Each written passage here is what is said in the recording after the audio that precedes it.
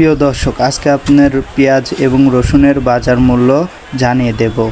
20 April 2026। তো আজকের পেঁয়াজের বাজার মূল্য 1200 টাকা থেকে 900, 1000 সব রকম বাজারে আছে, সর্বোচ্চ 1200। এবং রসুনের বাজার মূল্য হচ্ছে 2000, 2500 এবং ছোট রসুন একটু কম।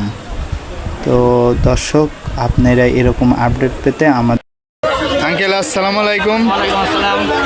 আপনি এবার কত মন পেঁয়াজ উৎপাদন করছেন বা কীরকম বিক্রি করলেন, এইসব সম্পর্কে আপনি একটু ধারণা দেবেন দর্শকদের।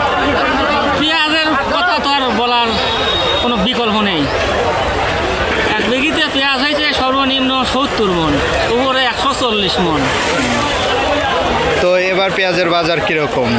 পেঁয়াজের বাজার আর কি বলবো, পেঁয়াজের বাজার খুব বেশি না, 1200, 1100, 1150 এরকম। তাতে পেঁয়াজ উৎপাদন করে লাভ না লস হচ্ছে কৃষকদের?